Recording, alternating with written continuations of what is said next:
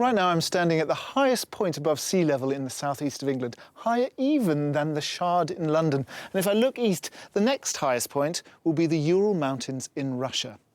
And this extraordinary elevation is due to the obsession of an English country gentleman who wanted to turn his hill into a mountain. Find out more in just a moment.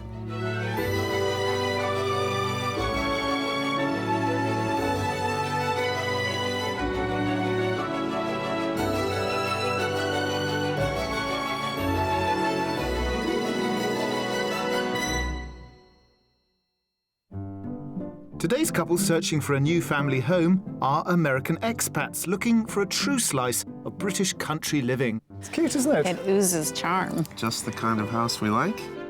And our house hunt leaves our home buyers lost for words.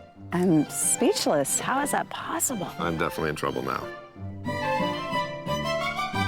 Today we're in the Surrey Hills, and this is Leith Hill Tower. Now, back in the Georgian period, a mountain was defined as something as over 1,000 feet. Now, while Leith Hill is very high, it's only 965 feet, so it's frustratingly short of the mark. Now, back in 1765, the hill's owner, Richard Hull, decided that was not good enough. And so, in order to bring it up to mountain category, he built this impressive 65-foot tall tower. It still is one of the best viewing points in the southeast, and it's said on a clear day that you can see 13 counties and the English Channel. But there's more to Surrey than just views. One of the home counties surrounding London, Surrey to the capital south is bordered by Berkshire to the west, Kent to the east, and West Sussex to the south. Despite its proximity to London, 84% of the county is classed as countryside, offering a magnificent collage of fields and hills in contrasting shades of brilliant green. Traversing the region from east to west, the Surrey Hills are home to over 150 miles of walking paths, which are a welcome attraction for visitors who are greeted by spectacular views at every turn. Throughout Surrey, classic English villages display the intricate architecture the area is famous for. Tudor beams stand proud on whitewashed buildings, tall chimneys peer out of steep pitched roofs, and you can see beautiful examples of tile hanging, where the decorative clay tiles are laid vertically. So with its superb scenery and excellent train links to the capital, there's no denying this diverse county makes for a very desirable address. There's no getting away from it. Surrey is extremely expensive. In fact, after London, there is no more expensive place to buy property in the UK. The average price for a detached house here is, wait for it, £575,000, which is more than twice the national average. To put that into perspective, if you cross the border into neighbouring West Sussex and bought exactly the same sort of house, you could save £200,000. So I'm hoping that today's buyers have deep, deep pockets. Let's meet them. American childhood sweethearts Matt and his wife Catherine have lived in the UK since 2004. We met when we were both in high school. We reconnected in New York about 8 years later. Yeah. And the rest is history. And then moved to London shortly after that. They've been in this two-bedroom flat in North London for 3 years with their two sons, Harry, aged 5, and Hatcher, 1. But they've decided that it's time to up sticks and experience a more rural British life. Peace and quiet is a big deal for us, and where our flat is now, it is right along a major road, so we do hear the noise and the cars and the sirens. So it would be nice to be away from all the traffic in the countryside. Matt and Catherine are expecting their third son in 4 months' time. The full-time mum is already looking to a greener future as their family grows. I just think it's time. We've done the city. We've enjoyed it, we've taken advantage of it, and now we're ready to be adults and move on to the next stage of our lives. But Matt isn't quite sure he's ready to let go of city life. I could probably do a couple more years in London, but I do see the benefits of living in the country. More space for the kids, just a more manageable lifestyle. But a move is on the cards, and it's Surrey they've got their eye on. It'll give them country living within arm's reach of the city, as lawyer Matt wants to be less than an hour from his job in central London. Ideally, I would like my commute to be between 40 and 50 minutes door to door. We need the house to be somewhat close to rail links because I don't drive. I don't have my UK driver's license. I can drive, but not in the UK legally. With their flat under offer and their new arrival imminent, Matt and Catherine are ready to begin the search for their quintessentially British country home. What I love about British countryside are the rolling hills. I love the idea of walking along the paths and just looking at the greenery and the sunsets and just the whole idea of being outside. We don't know too much about the area, but we have friends who've moved out there from London, and it seems like an interesting place to bring our family. Our buyers are happy to consider anywhere in Surrey, as long as there are good rail links nearby to get Matt back to the city for work. We're concentrating our search in the south of the county, which will give Catherine the more rural setting she's after. So before we start looking for a typically British pad for our American buyers, I want to find out a little more about their plans. Welcome to Surrey, guys. Thanks. Now, we're all very excited about the third edition. Thank you. Would you like to be in the new place before we get... Ideally, if it's possible, that would be perfect. So the pressure's on? The pressure is on. Pressure is on, yes. Tell us again how much you've got to spend. Ideally, no more than $1 million. I like to think we could stretch it if we had to. I'd like to think we could go lower if we had to. £1 million. We like having £1 million to spend, although Surrey is one of the most expensive counties in That's what we've heard. the UK. Tell me about the house and what you're actually looking for. For the country, I think we're looking at a period property. Some nice features inside, outside space, proximity to schools, just a few things. I think the outside is more important to me than the inside. So if the outside matches the original character of the time period, then the inside could be updated. What, are you looking for something different? You could say I'm hesitantly enthusiastic about moving to the country. I like the country, I like visiting the country, but we live in central London. My commute is very simple right now. All our friends are in London and we have the conveniences of living in a city. So I'm a bit more torn than Catherine, who's ready to get on her riding pants and move out to the country. Right. I think we're looking for a minimum of 4 bedrooms. I'd like to keep my commute to around 45, 50 minutes door to door. That might be quite a squeeze. So are you willing to be a little flexible on that? I'm always a little flexible. Ah, very good. Well, we've got 3 lovely houses, one of which is the mystery house. So let's go and have a look. Great. Sounds good. Thank you. There's no denying Matt and Catherine have a very healthy budget. They're looking for a character property with ample space to accommodate their soon-to-be family of 5 and a big garden for their energetic boys to run around in. Matt's the chef of the family, so he's hoping for a good-sized kitchen. And with his job based in London, he's willing to consider a commute into work of up to an hour and a half. We've chosen some really stunning properties which all have the centuries-old facade they love, but each exterior hides a variety of characteristics inside, and they'll only discover the price tag once they've toured the house. The final trip will be to the mystery house, which might not be quite what they've asked for, but will offer them qualities above and beyond their wish list. What do you think of Surrey so far, then? I love it. I love the open fields and the houses along the road. They're very pretty. I'm very impressed. So, Matt, it feels like I'm going to have to work on you, on your country skills, on your country enthusiasm.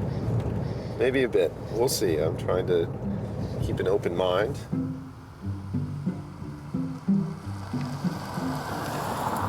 We're kicking off our house hunt towards the south of Surrey in the village of Cranley, 20 minutes drive from the county town of Guildford. Cranley is the self-proclaimed largest village in England. Its name is said to be derived from the crane breeding grounds, which were historically found in the area, and the elegant bird is celebrated around the village. The locality offers residents a good selection of shops and eateries, as well as an attractive cricket green. Just a mile south of the village, our first property is an interesting mix of eras with a colourful story to tell. Come on in. Oh, that's gorgeous. I love it. This is your country house. This could be it, Alistair. I'm excited. I love that view. Now, this is a very interesting historic property you wanted, period. This Absolutely. is as period as they come. You can see it's in two halves. This half, with the black and white, dates back to around 1670. Oh, wow. This part is a bit later in the 19th century. And it was, until quite recently, until the 90s, a pub Oh. called the vintage. Boy and Donkey. And actually, lots of locals remember coming here as a pub. So Really? So where exactly are we right now? we're quite south into Surrey, so to get this countryside, you really need to head to the south of the county. It's a 45-minute train journey from Farncombe back into London. Okay, and how far is the house from the train station in We're Surrey? 13 miles from Farncombe. So realistically, it's not going to be 45 minutes door to door. This magnificent property couldn't be further removed from city life, and although the commute is longer than Matt would like ideally, at an hour and 20 door to door, it is less than the maximum journey time of 90 minutes he's willing to travel. We're heading straight for the kitchen, the most important room in the house for keen cook Matt. Step in these lovely concertina doors. Gorgeous. Exposed beams over there, very nice. Very pretty. It's more modern than I would have thought from the outside, but modern is good. Some nice appliances. I could Yeah. do some pretty good work in here. It's a good size, too. This is a later addition, but you can see here, this would have been the outside wall of the original 17th century building. This house is a veritable warren of rooms, both big and small, and just on the other side of the beamed wall is an imposing dining room. So here we're into the more historic part of the house. Oh. Wow. The masterpiece of the room seems to be this inglenook fireplace. It's also got very high ceilings, which is unusual for these period properties. Very unusual, yes. Which I love. And the double window. windows, also very unusual. Yeah. Yes. Through another old doorway, the sitting room is revealed, and with it, another handsome focal point. No, I think this inglenook might be better. I love it. That's incredible. Yeah. This was the 19th century part, so this was the pub. Probably Okay. the snug bit of the pub, and there'd be a public saloon next door. And a proper inglenook. Yes. Proper inglenook. Do you know the definition of a proper inglenook? It has the benches. Indeed. And it's a working fireplace as well? Yeah, this is Okay. an open hearth, so you could burn wood here. Can burn wood. Right. That's lovely. On the ground floor, there's also a large master bedroom in what would have been the main room of the former pub. There's also a utility room come shower room, as well as a family room and a study. You seem to be very positive. I think this is the style that we like. Yep. Certainly the exterior and interior. This is what we're looking for as far as a period property. So far so good. So far, so good. So a pleasing start. And moving upstairs are the rest of the bedrooms and a family bathroom. We're starting off in the middle-sized room overlooking fields opposite the house. Beautiful view from this room. Oh, yeah. That is gorgeous. That's great. Now, there are 4 rooms up here. There's a smaller room over there, and then there's a room here connected to another small room that has a back staircase. It's a sort of, again, higgledy-piggledy. There's a bathroom upstairs and, say, the new bathroom downstairs. Downstairs. So- Great. It's plenty of space. Plenty of room for the kids and guests as well. So Yeah. it sort of ticks the box there. So the inside of this property, which has grown over the centuries, gives Matt and Catherine and their growing brood more than the 4 bedrooms they've asked for. I think they'll be just as happy when we step outside. You've got an outbuilding there and a shed. Some space for chickens. The house itself is incredible. I think you nailed our style, exactly what we're looking for. Views are amazing. And it's safe. I mean, I think the kids could safely play out here and not worry about the road. So there's a quirk in the freehold, which I need to tell you about, that actually Okay. this line of trees here is actually your boundary. And this, Okay. historically, this whole area is rented off the farmer for a peppercorn rent, Okay. which is a kind of weird thing that sometimes happens in the countryside. So basically you pay £1 a year to the farmer to rent this space, but it's not uncommon. Okay. That's good to know. How much do you think it's on the market for? That's a good question. I'm not very good at this, so I'm going to let Catherine go first. You would say that. I'm going to say 925. So I was going to say a little bit higher than that. So I will go with 955. The house has been on the market for 5 months and hasn't dropped from its original price, which was, brace yourselves, £980,000. Okay. So there's lots more to explore inside and also in the outhouse. Yes. And I will see you round the front. Perfect. All right. That's Thanks. good. At £20,000 below their generous £1 million budget, this converted pub goes all out to give Matt and Catherine everything they're looking for in their new abode. It's bursting with centuries-old charm and period features and has more than enough rooms for their 2 sons and soon-to-be new addition, as well as visiting family and friends. And with a journey time into work for Matt of 1 hour and 20 minutes, it would make commuting from this charming home with its stunning views a real possibility. I love the character.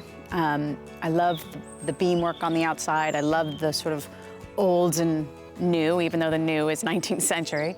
My 2 main concerns about the house is the proximity to the train station and the overall commute. I think the second bit is the road right here and in the garden. It does tend to be a bit noisy, and that's very noticeable. Oh, ah. Nice little extra space out here. This is Little playroom for the kids or for me. yeah. Overall, top marks for the house, top marks for the views and the outdoor space. It's really just those 2 issues that give me a bit of concern. This spring weather is really selling this property to me. Is it selling it to you? Yes. Good. Well, don't get sold too soon because we've got another one lined up. You ready? All right, let's go.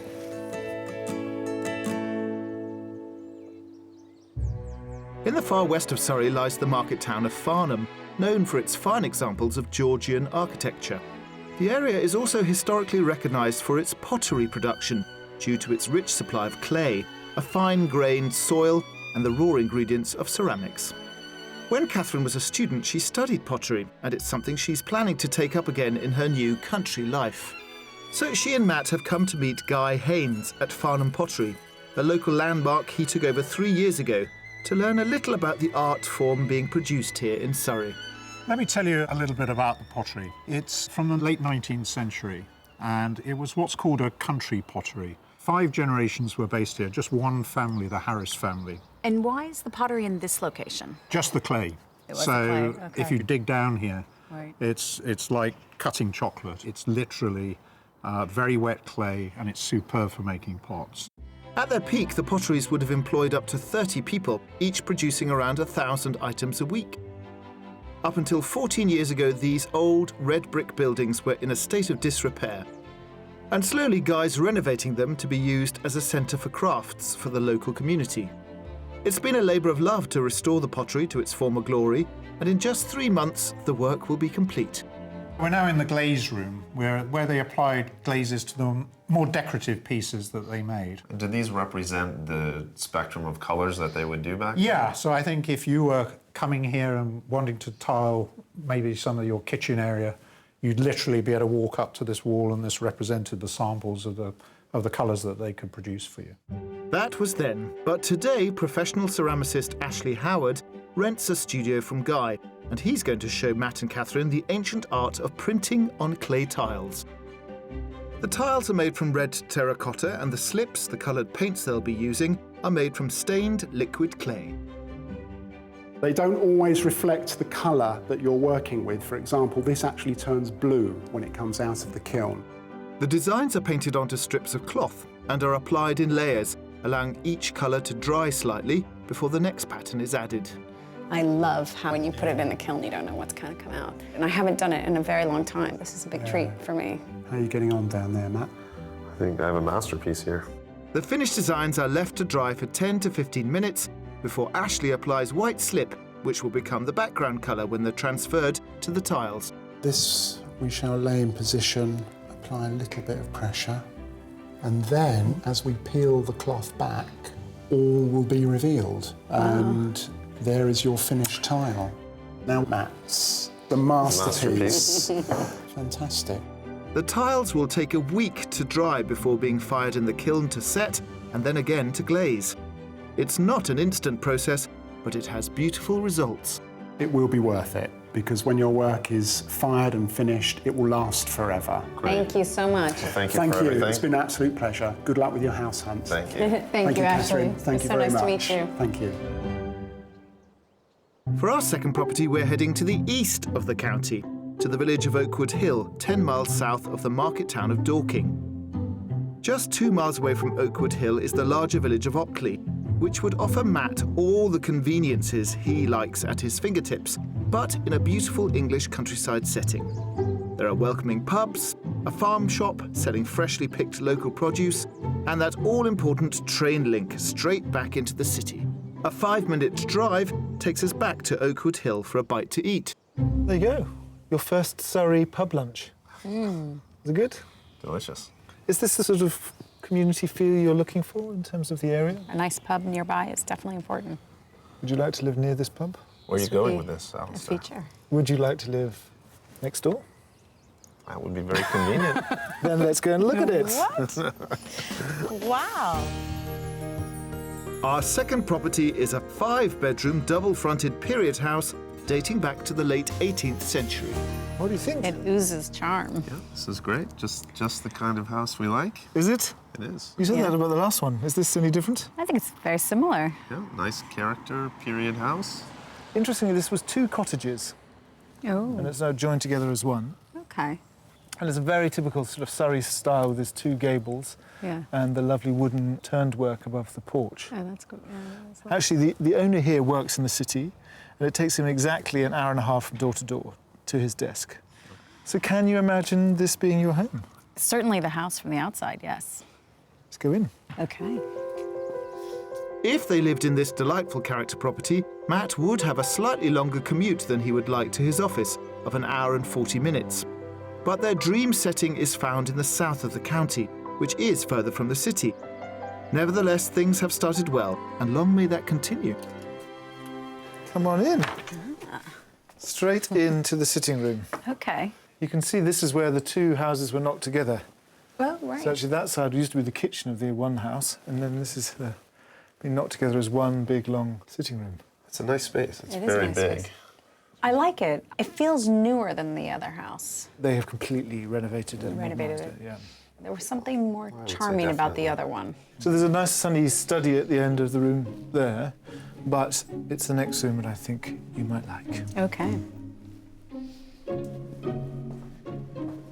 Oh, this Oh, is this is lovely. huge. We thought this is a bit more what you had in mind in terms of the big kitchen dining space. Yes. Absolutely. No, it's much Yes. bigger. Yeah, it looks very nice. And I like the wood countertops and the sort of old school feel. I like the butler sink. That's very where I good. spend a lot of my time. All right, okay, very good. But this is, I think, a really lovely space, a big sort of Right. family breakfast room. And it's heated, which is quite nice for a conservatory. So That is nice. I'm getting a slightly sort of dampened vibe. I don't know if it's too narrow.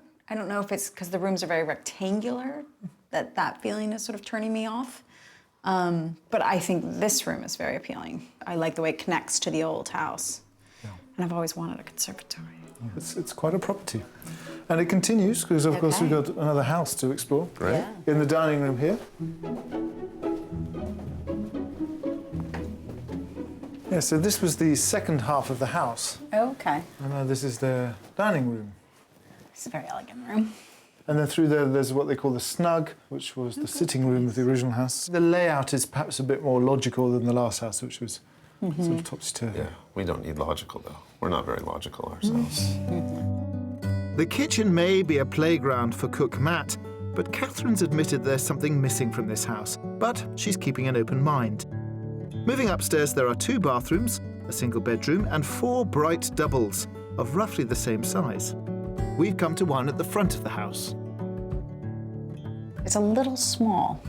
I don't really feel like a master bedroom, but it's very quaint and it's very charming and It it does have high ceilings. It is a bit small, though, that's for sure.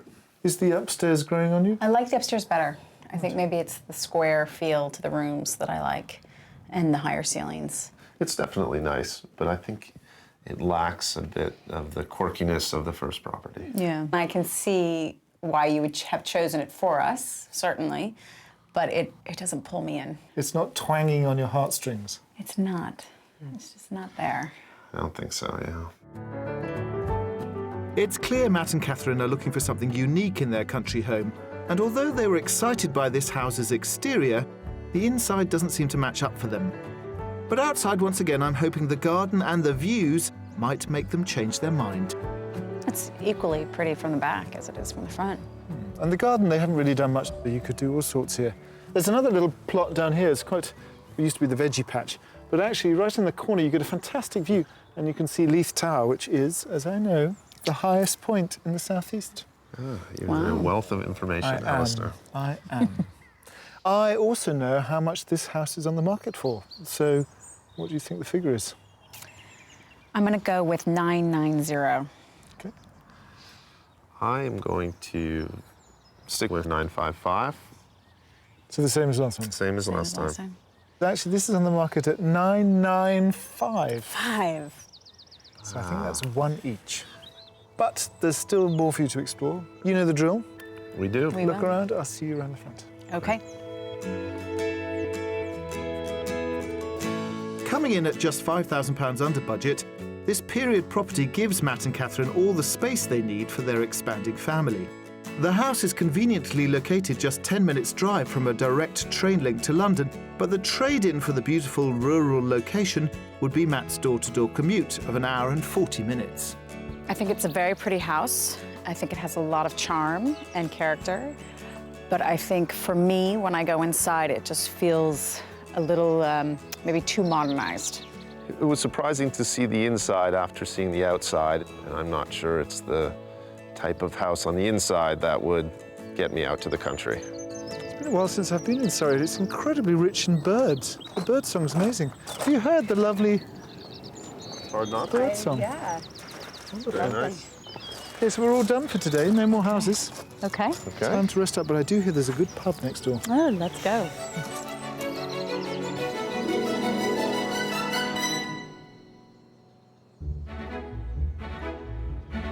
It's the second day of our property search in Surrey, with US expats Matt and Catherine from London, who have a very healthy budget of £1 million and are ready to trade in the buzz of city life for a real taste of this green and pleasant land they now call home. They've still got the surprise of the mystery house to come. This is too much. This is too much. We can't afford this. This is incredible. And I'll be buckling up with Surrey's splendid motoring history.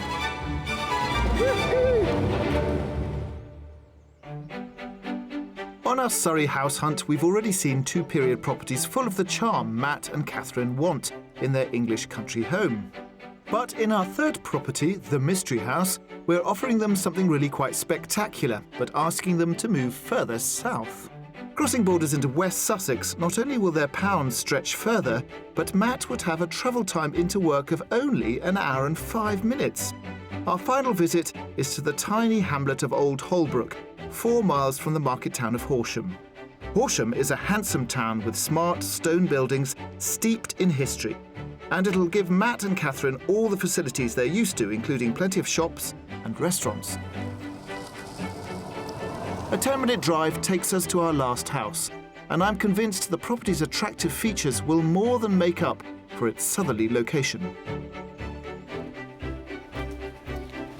Look at that. It's exciting. Very exciting. Ladies and gentlemen, I introduce you to the Mystery House. Wow. This is a lovely Pretty cottage. impressive. Cottage. House. a House. But big it has house. the charm. It has the charm, is what I meant. So we've moved you even further south, across the border Okay. into West Sussex. Further away from London, but The commute. give it's it to me. shorter. Is it? Because Littlehaven is a village. It's a 3-minute drive, and the trains go every half hour straight into London Bridge. So are. actually, this is the best commute.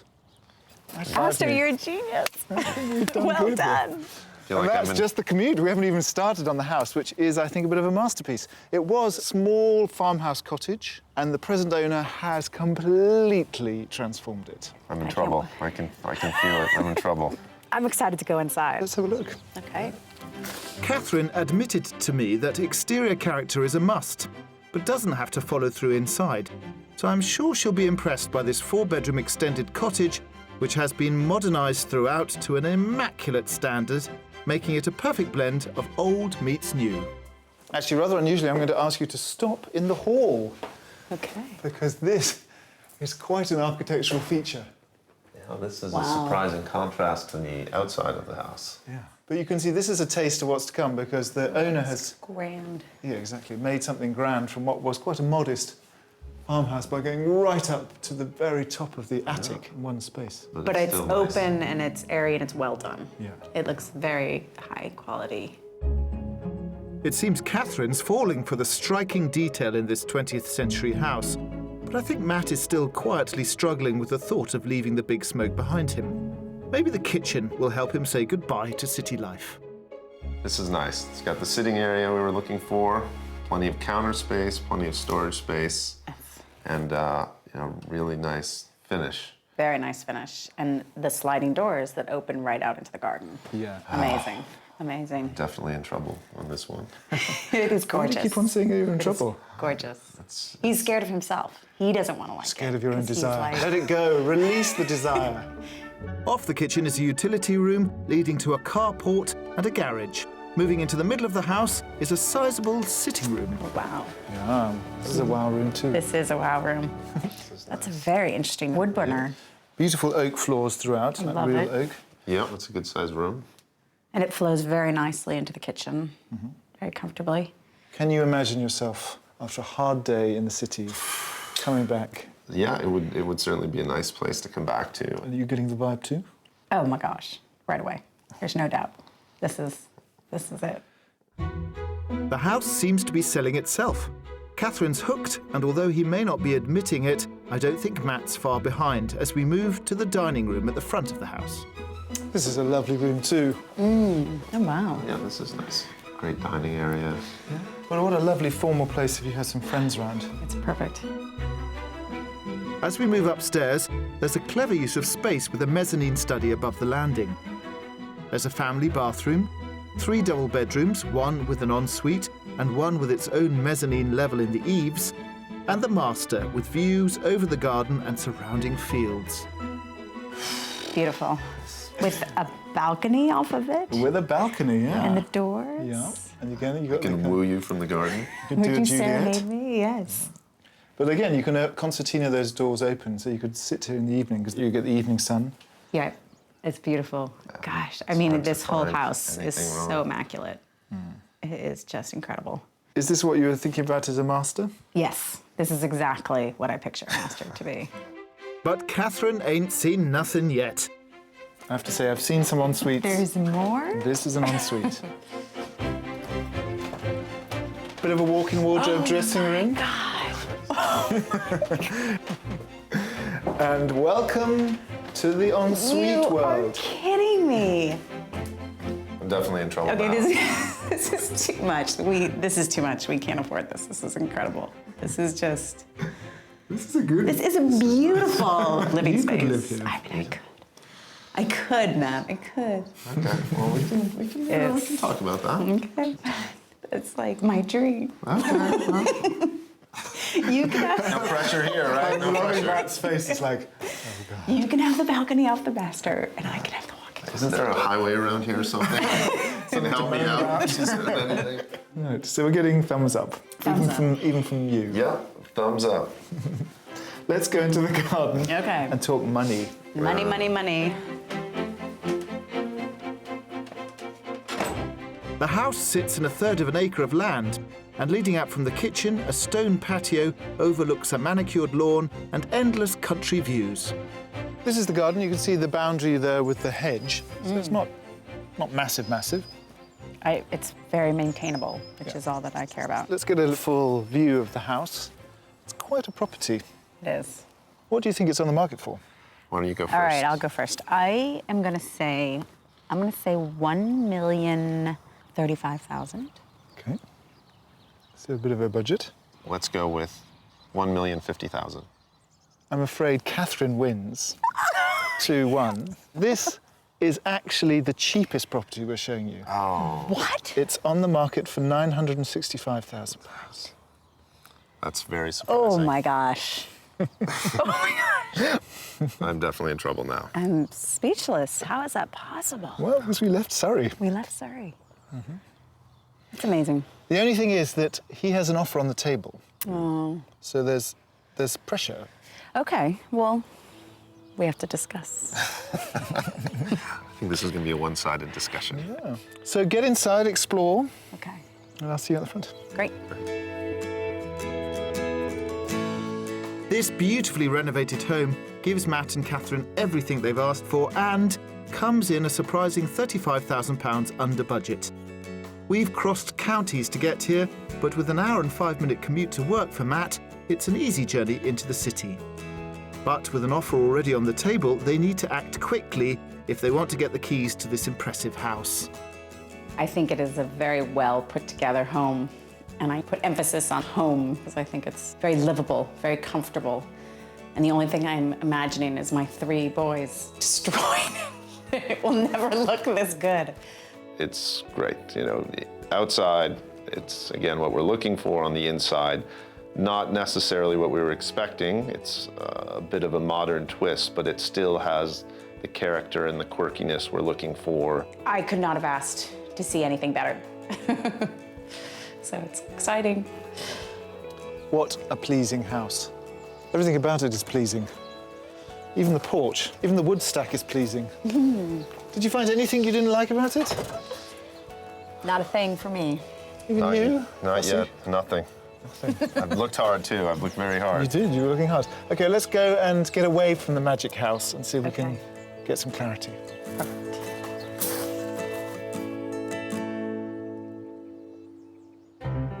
Surrey isn't just home to rolling hills and winding paths. At the turn of last century, 360 acres of farm and woodland in Weybridge, a town to the north of the county, became Brooklands, the birthplace of British motorsport.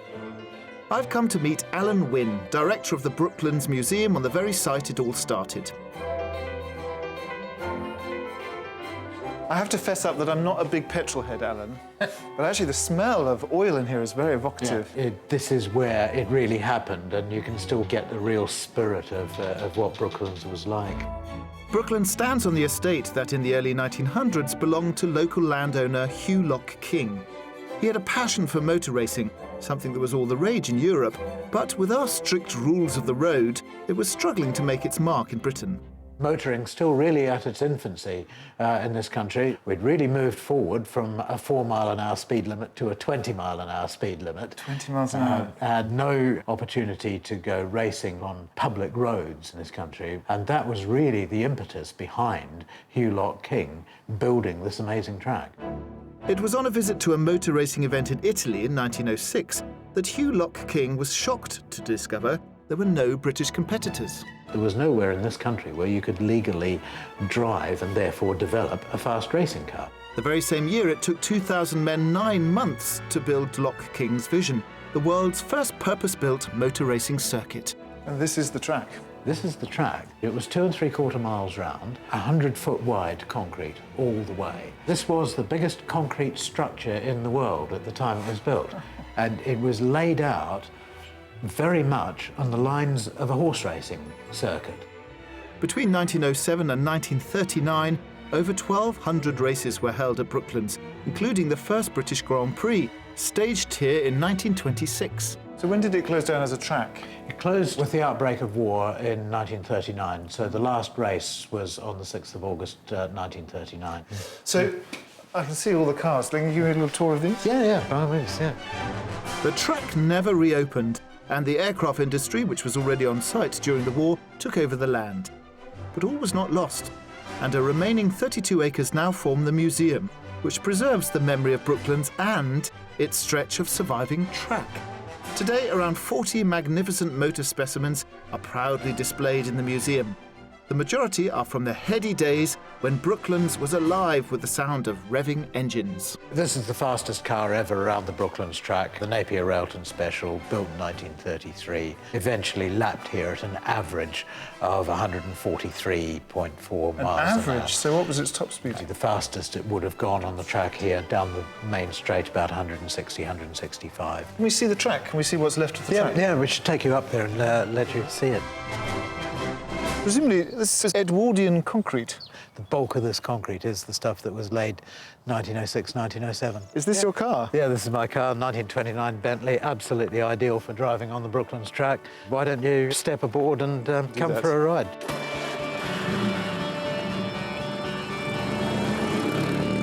It's amazing how how ambitious they were, because they could have just done a flat circuit. Oh yeah, and it would have been a lot slower, and it wouldn't have had the enormous iconic impact on the world of motor racing.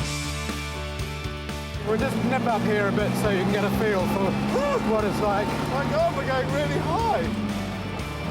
Oh. So in period, they'd be racing along here at 120 odd mile an hour at this bit.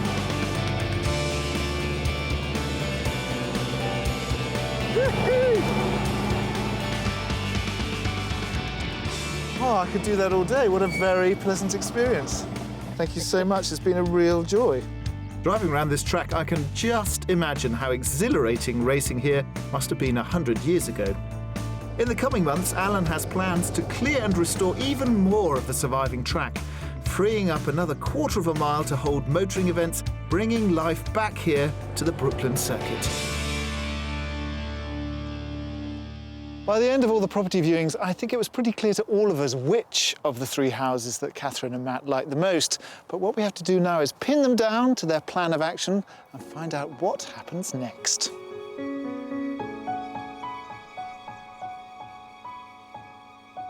I'm going to go out on a limb and say that the first two houses are really being blown out of the water by the last. Is that correct? That is correct. I would agree. So what's going to happen next? I mean, they're keen to move. You're keen to move. That's a good question. We love the house, but we'd like to understand a bit more about where we are and amenities and schools. And Catherine, are you feeling equally excited? Yes, I'm very enthusiastic. I just like Matt, want to take a drive around the area, figure out what the amenities are, and then hopefully we will put an offer in. Wouldn't that be exciting? It would be very exciting for us. Matt, you had doubts about this move. Are you convinced? I think we could be there. I don't want to say anything definitely, but... I'm going to jinx it. Yeah, exactly. But it was a good property. And finally, we did go out of your search. I mean, we are actually over in West Sussex now. No, I think it's positive that the commute is shorter than the other two commutes, and that, for me, was my main concern, the commute. And if it's shorter in West Sussex, that's even better. And cheaper. And cheaper. I genuinely hope that you two do buy that house and move here, because I do think that you looked very happy there. And, Thank you. Well, best of luck. I hope it goes well. Thanks for taking part. Thank you. Thank you. I know I should be level-headed and impartial, but I really, really want Catherine and Matt to buy that house. It wasn't in Surrey, it was in West Sussex, but I think it would be a lovely place for the three brothers to grow up. And I really hope that you join us next time for more Escape to the Country. Matt and Catherine were ready to make their offer on our final house, but after researching the area, they decided that a proposed nearby development was something they didn't want to live close to. And after continuing their house search around Horsham, they found nothing that matched up to the mystery house. And with their baby on the way, they've decided to put an offer on a house in London and will enjoy city life for a few more years. If you'd like to escape to the country in England, Scotland, Wales or Northern Ireland and would like our help, you can apply online at bbc.co.uk/beonashow.